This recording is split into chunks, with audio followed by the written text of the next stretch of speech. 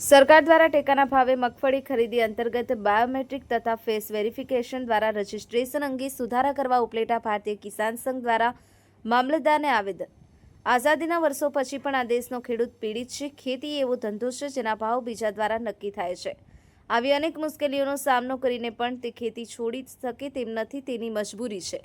આવા સંજોગોમાં ગુજરાત સરકાર ટેકાના ભાવે મગફળી ખરીદીમાં બાયોમેટ્રિક તથા ફેસ વેરિફિકેશનથી જ રજીસ્ટ્રેશન કરવા એવી નવી નીતિ અપનાવે તો ખેડૂતોની દાઝ્યા પર ડામ દેવા સમાન છે।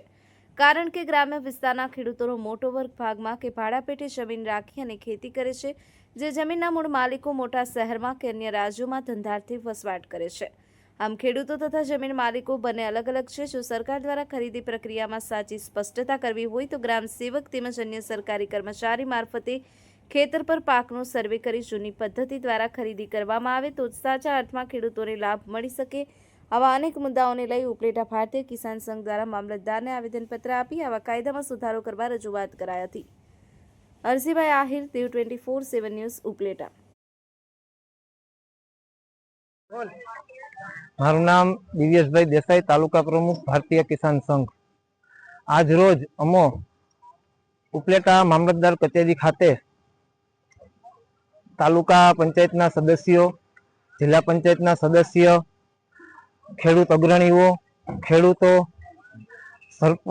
દરેક ગામના સરપંચો આ તકે અમારી સાથે જોડાઈ અને મામલતદારશ્રીને આવેદનપત્ર આપેલ છે। તાજેતરની અંદર સરકારશ્રી દ્વારા ટેકાના ભાવે મગફળી ખરીદી અંતર્ગત ફેસ વેરિફિકેશન તથા બાયોમેટ્રિક પદ્ધતિથી જે ખરીદી કરવા માટેના જે નિર્ણયો લીધેલા છે, ખરેખર તે નિર્ણયો ખેડૂતોના હિત વિરોધી નિર્ણય છે। આવા નિર્ણયો લેવાથી અમારા વિસ્તારના ખેડૂતોની અંદર નારાજગી પ્રસરી છે। કારણ કે મોસ્ટ ઓફ ગામડાઓની અંદરના વિસ્તારના ખેડૂતો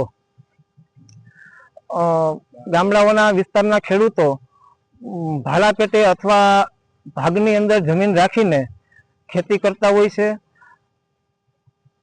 મોટાભાગના જે ખાતેદારો અને જે માલિકો છે તે પોતાના ધંધાર્થે બીજા રાજ્યોમાં અથવા તો મોટા શહેરોની અંદર વસવાટ કરે છે।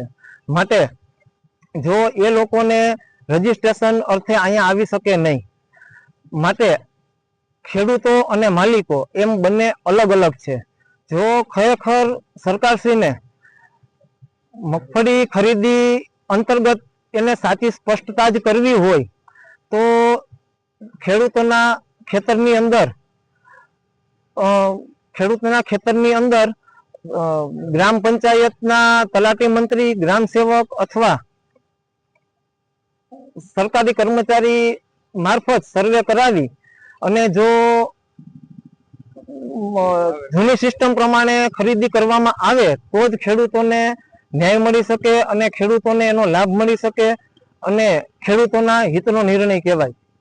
આ આવેદનપત્રના માધ્યમથી અમારી માંગ એટલી જ છે કે સરકાર ખેડૂતોના હિતનો નિર્ણય કરે।